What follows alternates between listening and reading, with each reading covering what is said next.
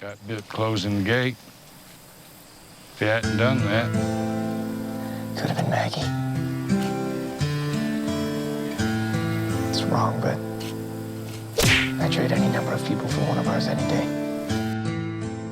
Vous savez quel est le point commun entre mon instant Walking Dead rétablir la vérité sur Shane, celui sur Merle, Laurie, Andrea ou Glenn? Hein, oui, non, effectivement, oui. En fait, vous savez quel est le point commun entre tous mes instants Walking Dead? Eh ben, c'est que vous pouvez être sûr que dans chaque commentaire, il y aura au moins un mec qui réclame l'instant vérité sur Herschel. Et aujourd'hui, voilà, je vous le dis, c'est pour moi, c'est cadeau. Herschel, pour moi, c'est le symbole d'une incompréhension. Un homme qui avait tout pour dorer son statut de personnage culte, mais qui n'a malheureusement jamais réussi à me toucher. Et attention, vous allez voir que je suis subjectif. Car croyez-moi bien qu'encore aujourd'hui, je me demande pourquoi. Parce que le père Green, c'est d'habitude tout ce que j'adore. Une évolution constante, des faiblesses, une sagesse en toutes circonstances, mais le sentiment pour moi que j'en attendais peut-être encore plus à cause d'une chose, les comics de Monsieur Robert Kirkman. Alors oui, je suis d'accord, Herschel est clairement un indispensable de la série, et je parle pas uniquement au niveau du scénario. Parce que bon, même si, c'est vrai, il avait le don de foutre Shane un petit peu sur les nerfs, sans lui, pas de ferme, sans ferme, pas de grange, sans grange, pas de scène culte, et même sans ferme, pas de survie pour le groupe de Rick. En fait, justement, j'aimerais vous en parler. Le Herschel de la deuxième saison était d'ailleurs, au contraire des suivantes, un homme cynique, solitaire, et dont la foi lui avait fait défaut au fur et à mesure de l'infection. Un homme qui n'arrivait plus à faire confiance, et ce, même jusqu'à ses filles, vraiment tiraillé entre protéger les siens et faire ce qui est juste, chose qu'il assumera par la suite en devenant presque un père d'adoption pour Glenn. Ou en tout cas un beau-père.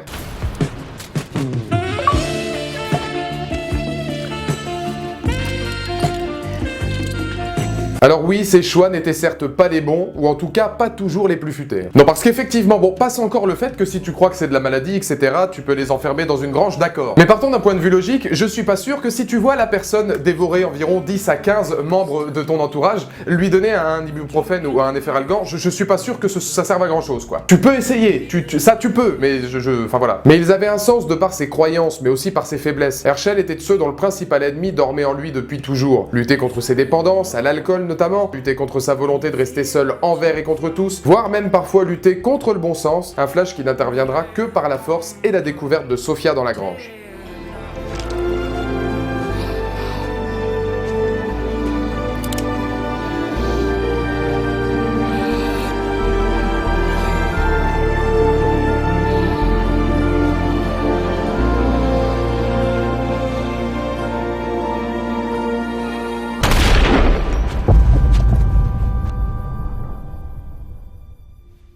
C'est justement toutes ces faiblesses qui en firent un personnage indispensable non seulement à la série, mais surtout à Rick. Herschel devint rapidement la conscience du shérif dans les moments les plus difficiles, le guidant vers des choix plus justes, plus humains, et dont le lien qui se tissait était presque un lien religieux, comme si Herschel avait retrouvé dans la prison son rôle d'homme d'église, acceptant et écoutant les doutes, les confessions d'un leader qu'il essayait de rendre plus humain, lui prouvant que le bon était tout simplement encore dans ce monde. Ce n'est d'ailleurs pas pour rien que ce fut le personnage, assistant d'ailleurs à la première victime de Carl, comme un symbole d'enfant passant à l'âge adulte sous les yeux de l'homme de foi. Et qui dit Herschel dit forcément médecin hors pair.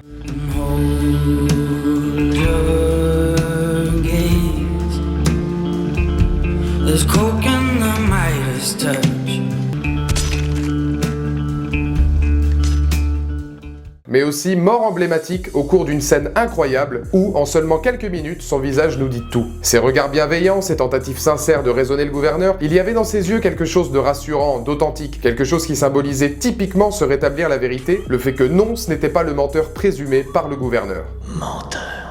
Herschel représentait par le regard toute la fierté des mots prononcés par Rick pendant cette séquence. Un monde capable de coexister dans la paix et capable de faire abstraction d'une terre dévastée les menaçant. Oui, Herschel avait raison. Sans un esprit aussi torturé que celui de Philip Blake, il se peut que tout autre groupe aurait accepté de vivre dans la prison comme nombre des pensionnaires de Woodbury l'avaient déjà choisi d'ailleurs, comme Tyrese ou Sacha. Un rôle à la hauteur d'une scène qui restera mémorable. Et même si c'est vrai, j'arrive totalement à concevoir tout ça et j'arrive à voir le personnage important qu'était Herschel, bizarrement, c'est pas forcément un de ceux qui m'aura le plus marqué. Peut-être car j'étais trop attaché à un personnage d'Herschel beaucoup plus intense, violent et nuancé dans les comics. Peut-être parce que j'imaginais encore plus fort comme scène finale, dont quelques petits choix de mise en scène, comme voir le père Green par exemple ramper au milieu de nulle part, tuer un peu le réalisme de la séquence. Et peut-être tout simplement car son personnage était trop humain pour moi. J'ai toujours trouvé que son évolution majeure se situait hors caméra, on la devine un petit peu entre les saisons 2 et 3, là où elle aurait été bien plus intense en continuant l'axe du bar avec Rick et Glenn. Mais cela étant qu'on se le dise, Rick n'aurait jamais pu se laisser dépérir et embrasser la haine comme dans les saisons suivantes